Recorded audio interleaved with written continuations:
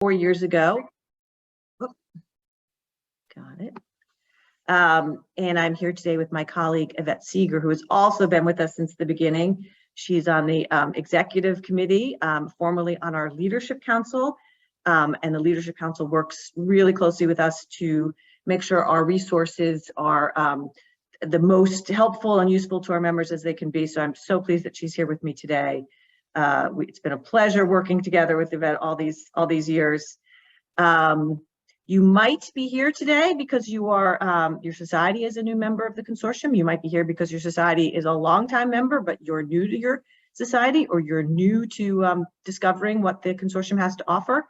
Perhaps you're just here to learn about the Societies Consortium and what we're all about. Whatever the reason, welcome.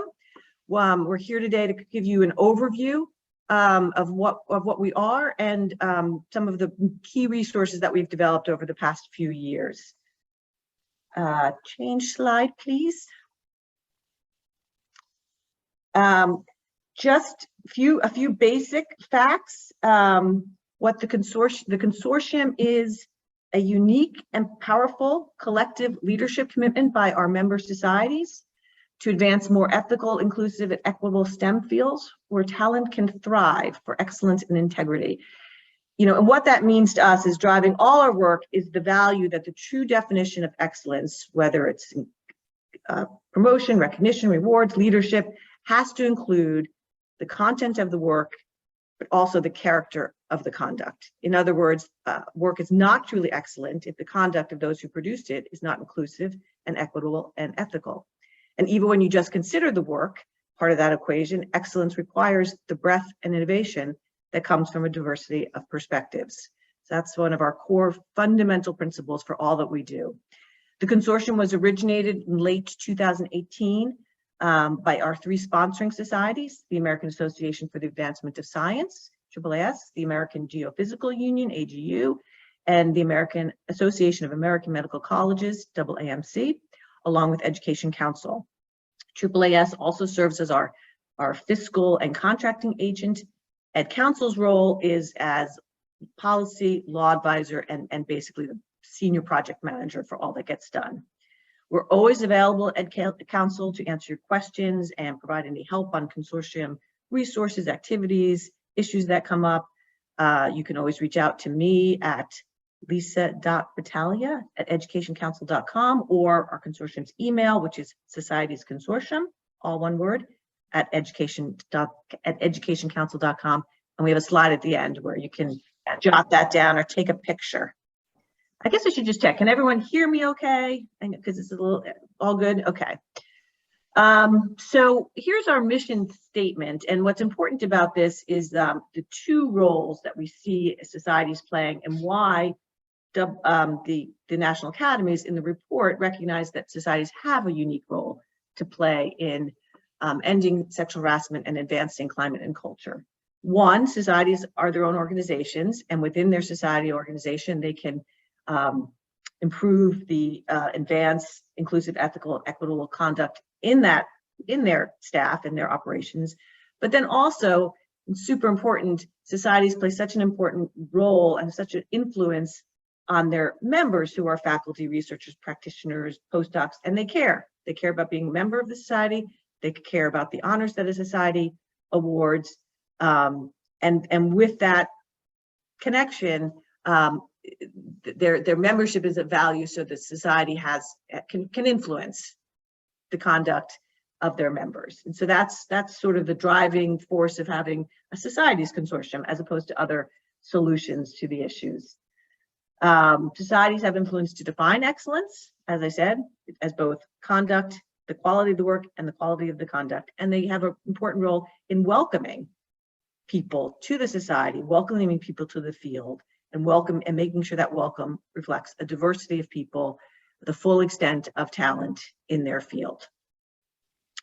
Next slide, please. So we have 121 members, and it's a huge range of members, as Yvette can attest to. Half of our members, almost half of our members, are societies that are, so small that they operate on a $1 to $2, $3 million budget. And so we've been really able to be very cost effective in helping those societies get important resources.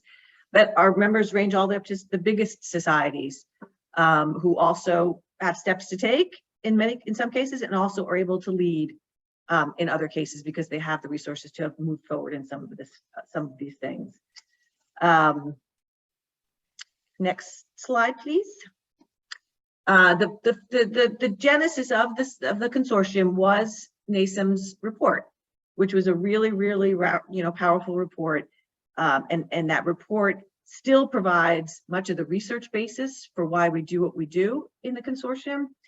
And that report also, as I said, demonstrated this important and unique role for societies. Our work has focused on collective action, collective leadership, and operationalizing of our members' work for the collective good. In other words, we really try to share what members are doing with other members. We've created many model policies. These policies are quite, they're very thorough and well done, and they raise policy issues that need to be addressed. But they're also super flexible and meant to be customizable. So every policy is available as a PDF and as a Word document. And in those Word documents are the places where you and your society will have to make certain decisions, policy decisions, other decisions, and you can work with that document and make it fully customizable pretty easily and efficiently for your society. So that was a huge goal in the first couple of years. We've also created, as we've gone on, and with the help of the Leadership Council, we've really tried to create operationalized tools to help you use these resources, and Yvette's going to talk more about that. And the other important role that we've played, which you're experiencing today, is bringing together peer societies to work together, share experience, thought sharing, just in many ways, just support in this difficult and what we hear from some of our members, sometimes lonely work that you're doing in the DEI field.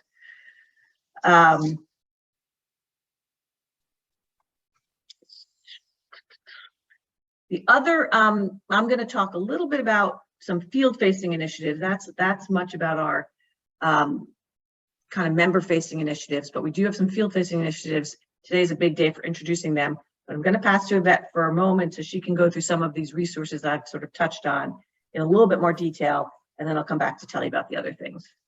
Thank you, Yvette. Great, thank you, Lisa. So before I go into some of the high-level resources, I just want to drive home and go into a little more detail about the consortium structure. So we'll start with the Societies Consortium Executive Committee. And so this group is focused on the governance, the strategic direction, the quality and the impact of the consortium. And as Lisa mentioned earlier, our founding organizations, AAAS, AGU, and AAMC are members of the executive committee. But there are also rotating spots, and I'm very honored to represent my organization, the Federation of American Societies for Experimental Biology, on this group. And so we have federations, we have societies that are larger, we have societies that are smaller, so that we are all representing the broader 121 members in this executive committee and making sure that the work that we're doing satisfies those members. Next slide. And same with the Leadership Council. So there's the executive committee that focuses on the governance, and then the Leadership Council is really focused on the quality and the value of the resources for the individual members of the consortium.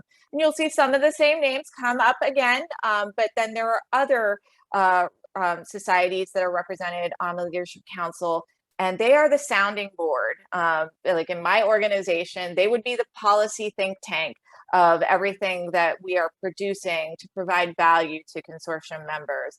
And so this group works very hard and very engaged, and some of the resources that come from this group include a range of fact sheets, but also they are the leaders for the Hot Topics webinars. They're my personal favorite that happen quarterly. Next slide. And one of the things with the Executive Committee and the Leadership Council all of those representatives are STEM societies. But to show that we are not working in a vacuum of just societies, there is the Priorities-Consortium Advisory Council.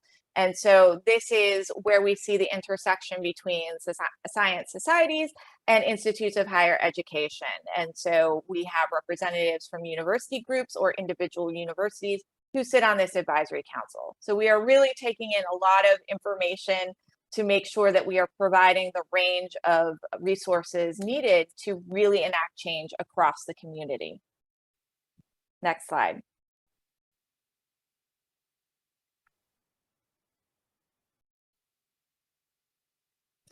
All right, so you can think of the work of the consortium in two tracks.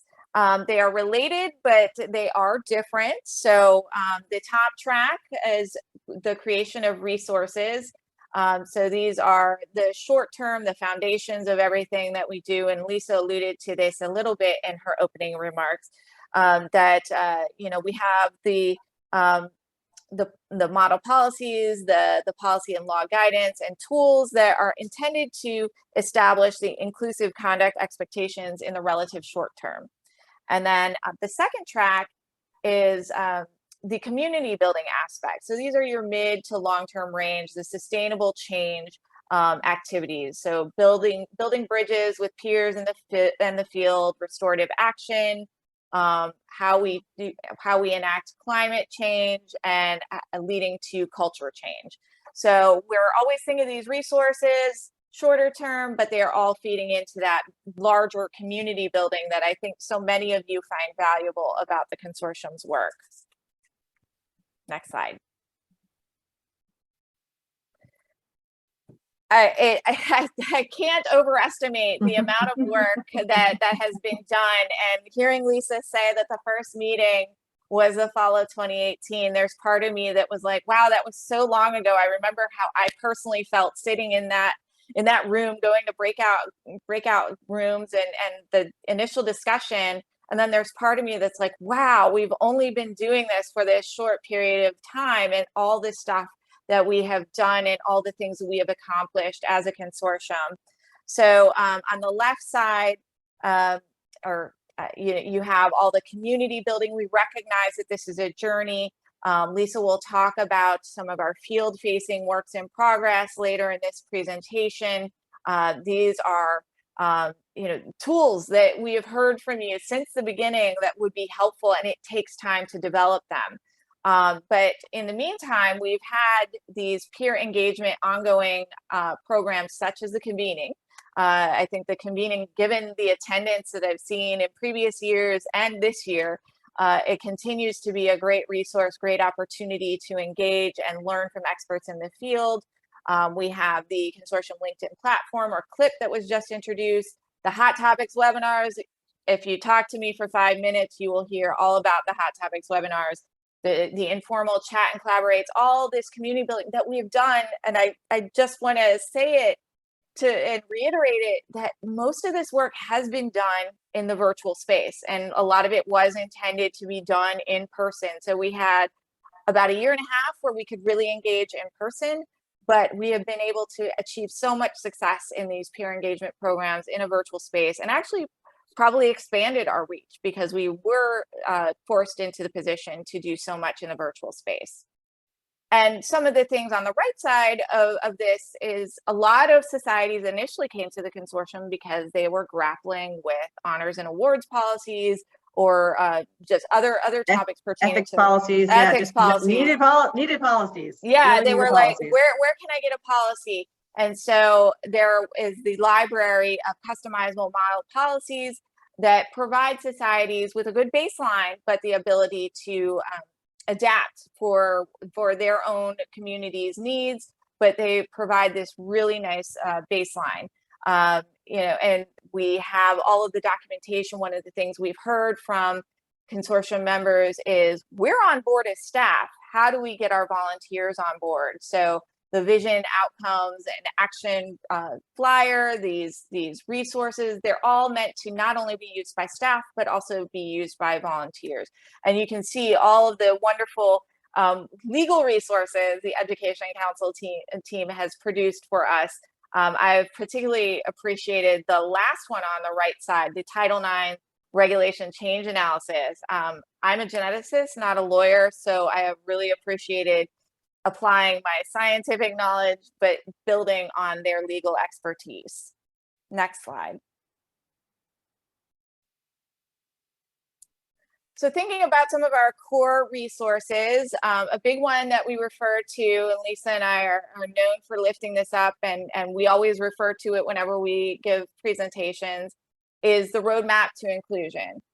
One thing, when you look at our list of 121 member societies, is that everyone is at a different stage of development, and it's not a competition. It is meant to engage at your stage of the journey where you are. And so this was actually one of the first things to come out of the Leadership Council, recognizing that our societies are in different places at different times, and the key is to start somewhere. And making sure that you are taking steps to allow you to develop policy and build community and move forward. So when you go in the deep dive of the roadmap, this is actually an interactive PDF where there are lots of documents that help you navigate each stage of the journey. Next slide.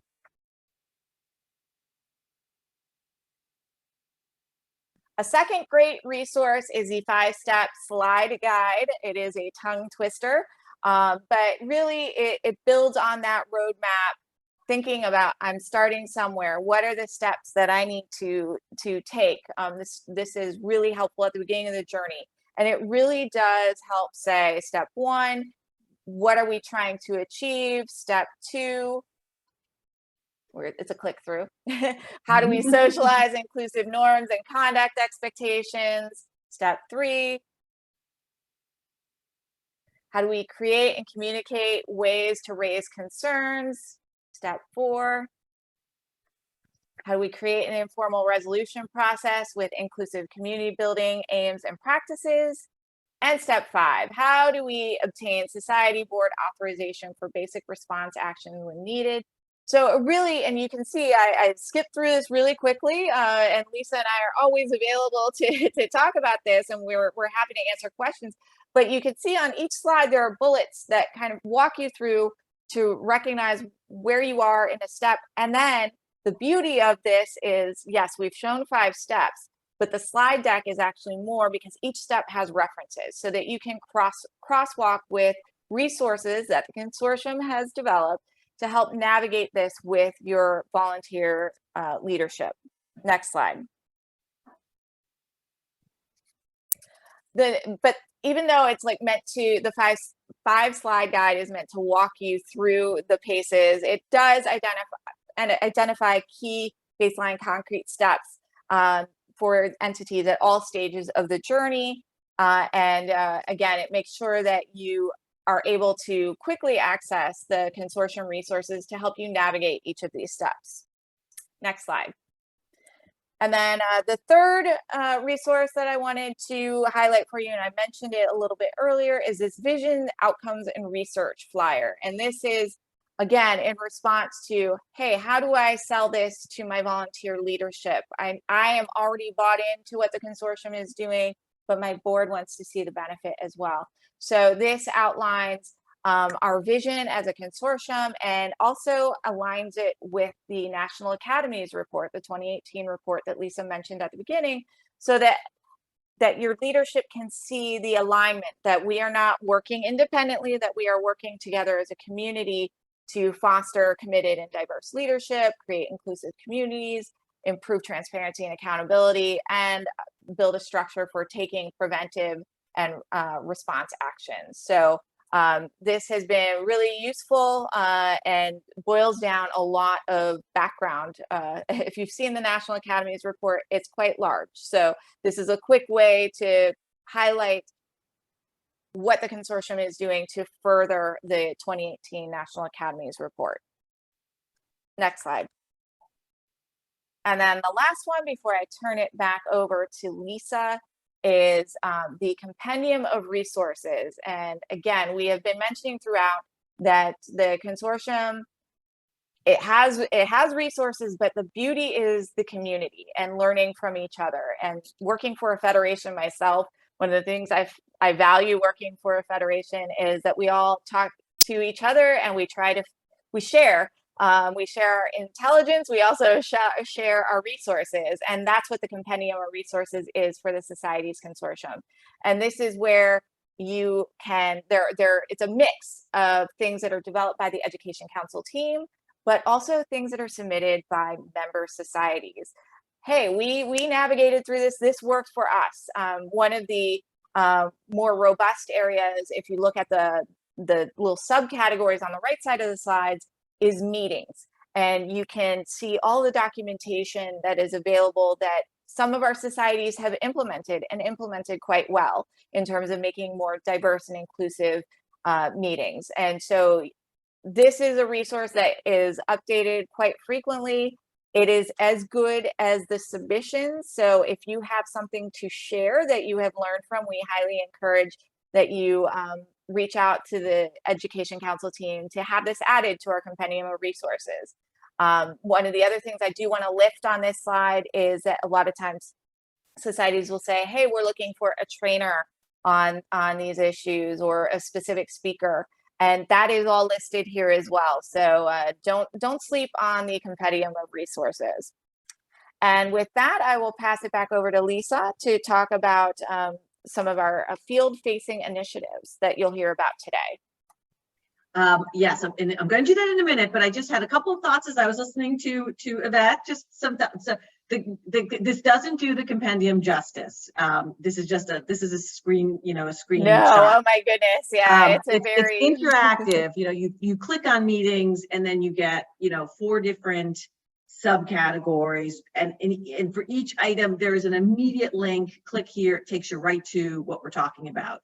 And some of those are policies that we've developed as the consortium. Some of those are policies your peers have developed. Sometimes they're policies by people that are not members. And then there's a really good section on initiatives, like meeting initiatives that society members have tried out. So it's really it's very good, and we really do try to, as I was saying yesterday, I'm always have one ear cocked to when I hear something in a hot topic or a chat and collaborate. Someone mentioned something they're doing, like, okay, that's something that, because people don't always think to put it here. I really do try to collect everything I hear and put it here. So it's a great resource.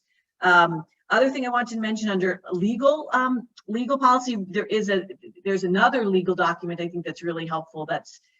We set out, because in DEI work, particularly relating to establishing particular goals for DEI, there are some legal ramifications if you are subject to Title IX because you receive federal funding from the Department of Education.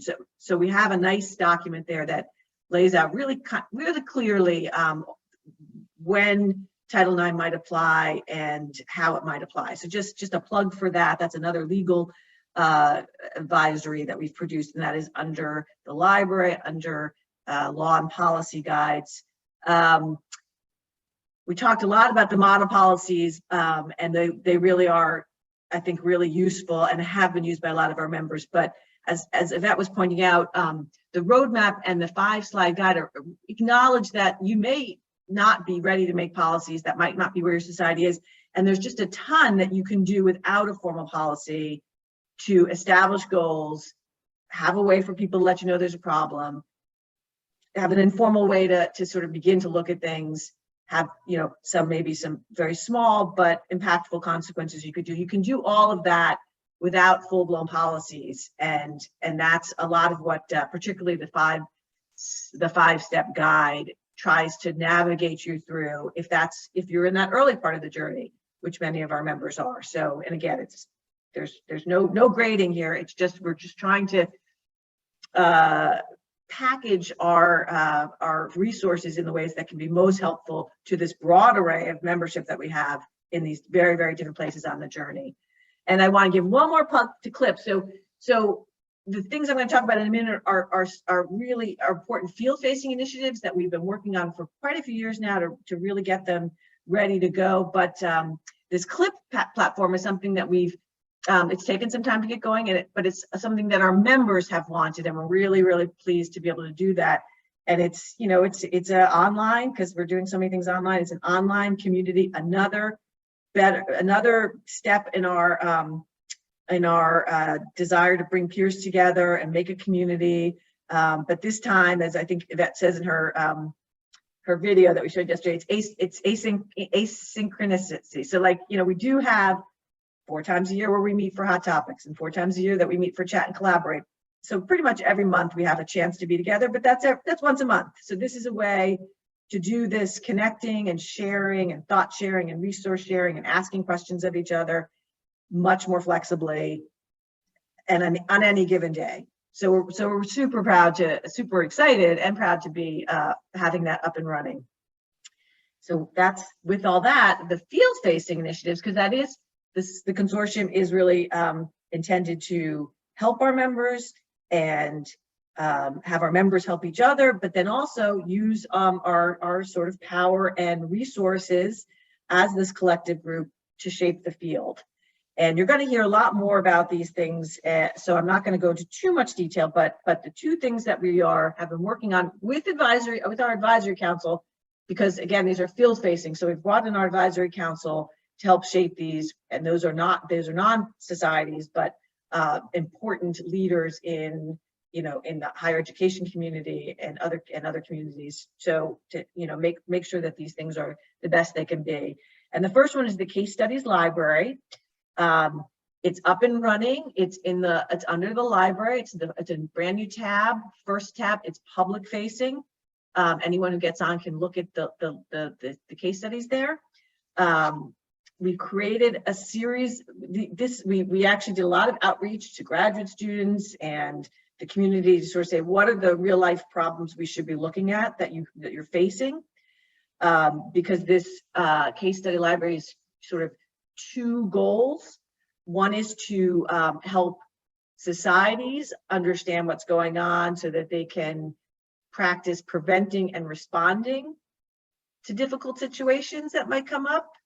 Problematic behavior, but it's also designed to help new members, more vulnerable populations who face these kinds of situations, have some resources and ideas for how they might navigate it. So it's got a twofold.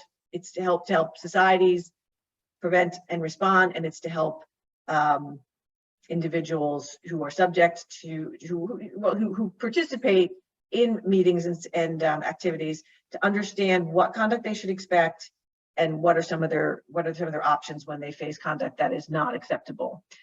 So it has those 2 pieces. We looked for what should we asked what we should be focusing on, and we've created 4 different. I think if you switch to the next slide, you'll see.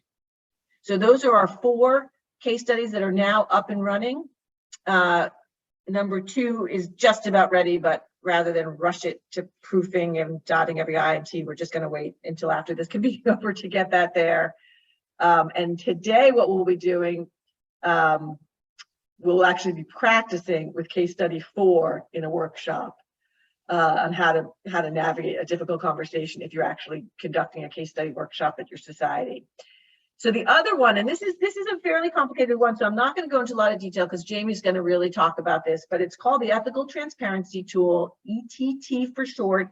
You may have heard about it before as the flag sharing system, which was the name we were using for a while, but it's amazing how much thought and time has gone into developing this. And we learned yesterday words matter, and this seemed like the best way of expressing what we're trying to do. It's intended to help implement AAU's recent sexual harassment prevention principles, as well as the NASM 2018 report. Its goal is to advance healthy culture and climate and reduce unwittingly passing the harasser. We've all heard that term, or honoring harassers. And it does that by creating a norm of transparency across higher education, research, society, the whole ecosystem, by allowing you to share very limited information, the existent date, generic, becoming a scientist, generic type of a misconduct finding against a person. Again, Jamie will go into a lot more detail about how it works, but the goals were, and this is why it was complicated, treat everyone ethically, minimize any legal risks to the institutions, make things efficient and automated, consents, disclosures, the connecting of two parties to share that information. The tool itself does not maintain any of the information. There's no shame list created. That was a concern of, sort of people that have done bad. Disclosures happen directly. And most importantly, each individual who receives disclosure of information about a finding of misconduct independently makes its own decisions about, what to do with that information and what to decide about the person involved. So, and the tool will cover not only sexual, gender, racial misconduct, but it's actually going to cover professional licensure, financial, and research misconduct, because we realized that would make the most impact. The important thing about the ETT is that the more institutions are involved, the more effective it will become. And so we're introducing this today to our members and are really hopeful that our member societies will want to register to be part of this ETT tool and disclosure process. Phew. So did you have anything else you wanted to add before? And we want to open up to questions, but I just want to make sure I didn't say anything that sparked something that Yvette wants to say. I'm good, although I did chuckle when you said you were going to take on genetics now. So. Hey, why not, right? I feel like I'm a scientist now. So I think that Taylor has put some links there. Just FYI, there's a link to the compendium. There's a link to the case study library. If you switch to one more slide, so we're open for questions. There you go. But also, this is just that contact information I promised. The web page is at societiesconsortium.com. Our sort of generic email, which I see and Taylor sees, is Societies Consortium. It doesn't get lost in some, black hole. It actually goes right to us. And there's Jamie's email, and my email is very similar, lisa.battalia, Battalia, at EducationCounsel.com. So, is there any questions about it? I know it's a lot of information. Maybe people want to share, if anyone wants to share why they're, like if you're here because your society's new, maybe you want to introduce your society as a member, or if you're new, let us know, your new role at your society and your connection to the consortium. Happy to meet any of this. This is where not being in person, because I remember the very first time I did something like this, I did it in person and got to see people and meet people. One of the things while we're waiting for questions to come in, Lisa, so we all know I love a good Hot Topics webinar, but one of the other engagements that we have are the informal chat and collaborates. And in addition to the opportunity to discuss a specific topic, Lisa and Jamie, the Education Council team, they have 30 minutes of that set aside for office hours. So if you want to have that conversation, I am not a lawyer by any means, and we should all rejoice at that. And I'm not a scientist, thank God. So, but we know that there are challenges that you might be facing that are very individual to your societies, and so those open hours are a great opportunity to either continue the discussion with the lens of your specific society in mind, or if you're trying to adapt one of the model policies for your society, that's a great time to get a hold of the Education Council team. Now, since we have a small enough group, if anyone wants to introduce themselves or ask questions in person rather than going through the chat, feel free to use the raise your hand function for Lisa and Yvette, and you can unmute yourself and ask your questions directly.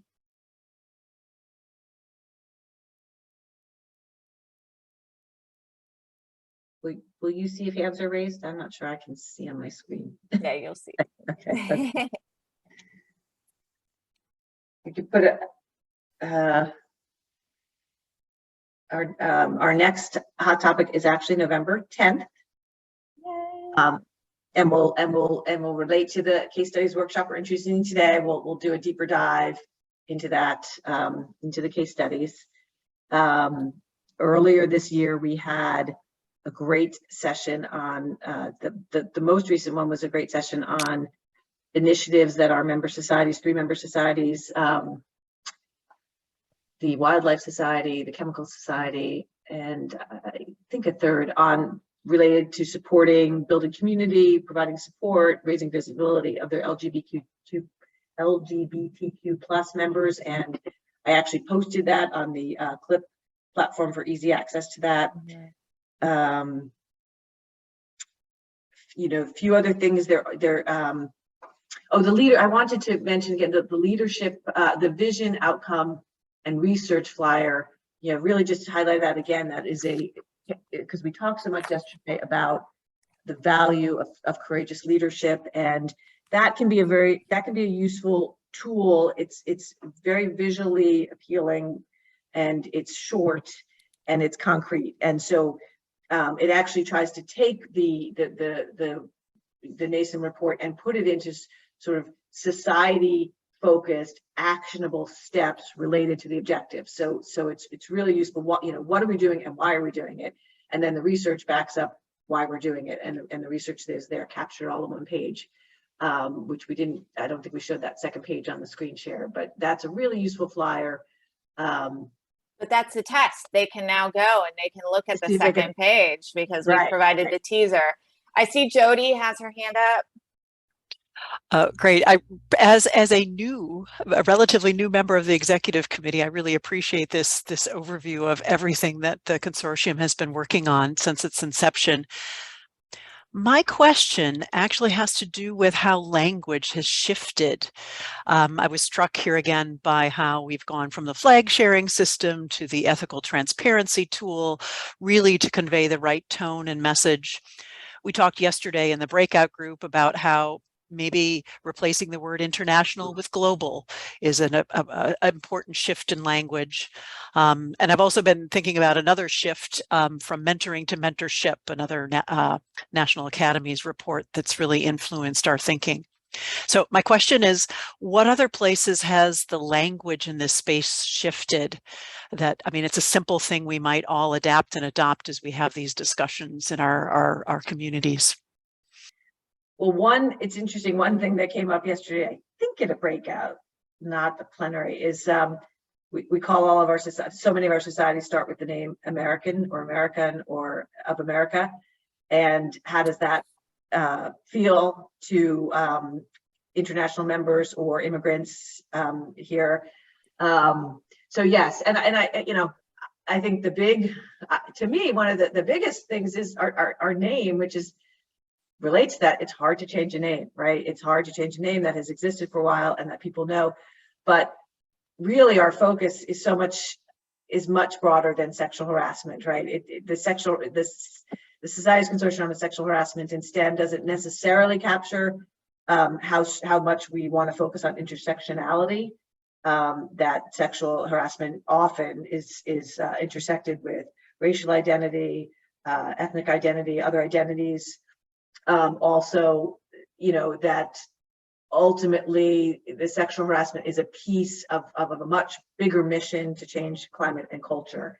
So I think that, and we have talked about, and even that the mission of the society might change someday to be broader than intersectionality with these other topics, but actually focus, on race alone. So I think that that's something that's always for conversation. The pronouns, this is not exactly related, but we really tried to make an effort this convening to remind people to use pronouns, recognizing that the language around LGBTQ, I really struggle on that, LGBTQ plus community has really been elevated, and the use of pronouns and the proper use of pronouns. Actually, our case study will have a piece of that, whether people are being respectful of someone's request to use particular pronouns. I would even just add that we are learning from each other. I mean, we talk about the roadmap. This was something that came up in one of our breakouts yesterday. The roadmap was a nice visual, but it also implies an end. And so, you know, that this is cyclical and we're learning from each other. And one of the things that we even certainly learned, and thinking about terms that we use in the Societies Consortium, I mentioned the chat and collaborate. That used to have a different name. It was lifted up by a consortium member. So none of us are perfect in this space, but all we can do is improve, and we get better with our practice. So we are, that is one of the things, like even just the topics that were lifted up that you mentioned, Jody, just terms. Yeah, you know, how is this perceived? And I think that's one of the benefits of the consortium, is that we can see where the language is moving forward, and where we need to update as standard bearers to meet that challenge. And a resource came up in one of my breakouts yesterday, and I've got a note to track it down and put in the compendium. I know that the ACS has the inclusive language guide, which is, I think, you know, very, very powerful. This I think is a guide about like names, you know, naming and how you can do that in a more inclusive fashion. I think it might be Amy Koulas at the Microbiology Society, and I've got to track that down. So another benefit of the consortium is that we can be a place to share these kind of resources and make sure that they get a wider audience besides just the society that developed them. Thank you for the question. Really appreciate it. I see Alexis has her hand up.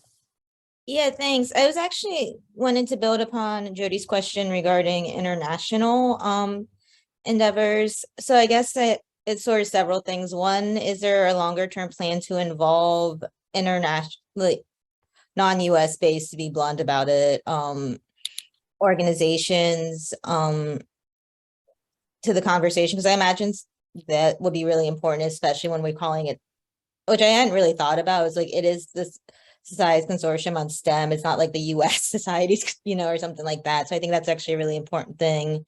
And then I think relatedly are the resources also thinking about, you know, the different types of folks who come to our events and we engage with and impact, like in terms of different countries, different cultures and whatnot, because all sorts of identities are operationally different things, and people have different backgrounds, you know, not even within the United States context too. Language changes really fast. Like, and even if it's stuff that's considered old, depending on where you grew up and what kinds of folks you hang out with, it might be brand new information. So I think that'd be nice to have, is like some sort of steps to not penalize people or check them, but just like, hey, you should know these things, you know. And it cuts both ways too, because I'm always learning new things about folks from different countries and different ways they identify and whatnot.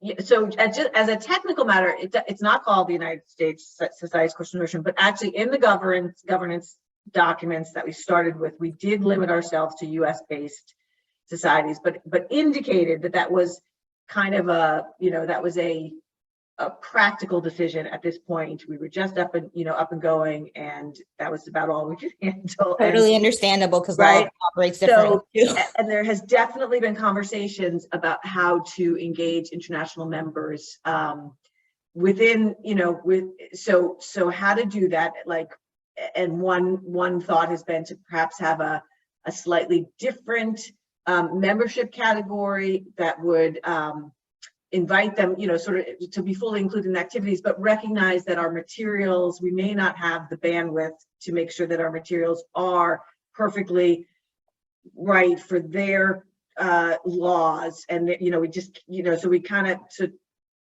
of walk in that fine line of being welcoming, but making clear there may be some limitations to what we provide to them.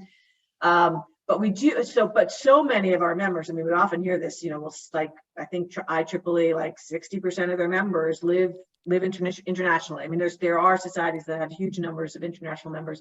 We did do a breakout yesterday, and we actually had Jody was a facilitator. We actually played a video by a woman named Jennifer Castillo, who's who's stationed or lives in Puerto Rico. She's from Colombia. She works for an international company, and she's part of IEEE's. She runs the region, the Latin American region, and she's on their global women in engineering. And so we're trying in the ways that we can do it. It might actually be a good topic. I'm thinking it could be a very interesting topic for a hot topic, for instance. It's the classic thing. We may not know all the answers, but we have members that are day to day in this space, and how could they share for other members? How do you welcome these members? How do you make sure they feel fully included? Jennifer talked about things of, you know, they have a reduced member rate for a lot of countries, recognizing that many countries don't have the economic, you know, luxury that they're poor countries, and so their rates are less for the members of those countries. So that would actually, I'm thinking that could be a very good potential hot topic to make sure that we, you know, sometimes we'll learn something in the convening and realize, well, that was only, you know, 25 people that got that information. Or sometimes we'll learn something in the hot topic and say, well, let's bring it to the convening because only 25 people got that information. But, you know, the hot topics are generally, you know, a good 40, 50 people that attend. And so it's a broader group of people that could get that information. But good points. I see we have 2 hands, and I know time is winding down, but Oh, yeah. Trudy has her hand up. Hi, Trudy. You're muted. Sorry, I was struggling there for a second. Yeah, I was thinking about the language thing, and one of the things that I've heard before is diversity, inclusion, equity, and belonging, having B added at the end. And I read something recently that really kind of struck me, was this idea of the word inclusivity implying that the people who are on the inside get to decide or act as gatekeepers of who's on the outside. So I just wanted to throw that out there as a thought on the language. And I've noticed that, and Yvette, listening to you, I was like, D-I-A-E, you say, or D-I-E-A. That's the way, and everyone orders their letters differently. And I was like, hey, what's the A for? Which I figured it was something like, but you know, accessibility, yeah. Accessibility. Okay, I heard R yesterday too. I don't know what the R was. Somebody said yesterday. Does anybody know what that would be? That sounds like a chat and collaborate room. At ECS, we use the R for respect. For respect. Oh, respect. Okay. So diversity, inclusion, equity, and respect. Okay. So there are, you know, again, this is the evolving field to try to, because DEI is so stagnant in some ways, right? So the concepts are actually not that new, but all the things that we're trying to do to make it real and true, you know, are changing, and how you make sure that, I think those are wonderful. The belonging. Mark, I did see your hand up. Did you want to have like the closing thought? I didn't want to exclude by any means. Yeah, I was just going to add to the discussion about global organizations and international work, and you know, it's something that at IEEE, you know, I spoke for you. I didn't know you were there, Mark. I might have misspoke. Shoot. Yeah, no, you said everything correct about Jen, who's really terrific. So, you know, at IEEE, the majority of our members are outside the U.S. So this is an issue that we deal with quite a bit, and quite frankly, we struggle with. So, you know, I think there's sort of a couple of ways we can think about this. Both is, how can we best support organizations like IEEE and others who are members of the consortium who have significant international populations in their membership. And there are a number of those. Jody from ACS is another example. It's because I think there's some work we can do around that. And then to what degree do we want to seek out membership from organizations, societies, based outside of the US, which is a whole different matter, you know, as an US-based global organization, we are bound by US laws and some of the things that we have to deal with. US law is applicable, and so the consortium works really well for us in terms of the knowledge we get that comes from that. A society based in Saudi Arabia, for example, will have very different legal structure that they're dealing with, and that may be a different kind of thing we want to respond to and how to deal with. It may be more difficult for us to get a handle on. Excellent. Thank you for sharing that perspective. I was like, Lisa's talking about Mark's organization. I got to make sure I recognize your hand. Do you think a hot topic would be a good, Mark? Yeah, I think it would be great. I think it would be great to have one on this. Yeah. Okay. All right. Well, I know that we have our brief break before we go into the main session. I really appreciate everyone coming on early and the discussion. I mean, this is why Lisa and I enjoy re-upping this conversation, because not only are we sharing what we have, but we're also hearing from you what is of interest, both for hot topics discussions, but also resources that we can keep in mind. And Lisa, I will give you the last word. No, we just, we recognize our members, our society members aren't as so much shifting, but definitely the people involved at the society, it does change. There's turnover in leadership. And I am always available for a phone call to sort of walk you through some of the basic governance, some of the basic resources, because it is, I know we send to new members this, 4-page email, and it's kind of overwhelming because we have, we've had 4 years to build. So always feel free to, to ask me to chat with you if all of this is confusing. And that's my last word. We're available. Thank you so much. We'll see you in just a few minutes on the other side of the big webinar. Thanks, Taylor. Everyone, feel free just to stay on mute yourself, Yeah. go off video, and we will start promptly at noon. And since And it's only 9 here, I'm making another cup of coffee. Correct. And just a friendly reminder, all of our times are in Eastern time.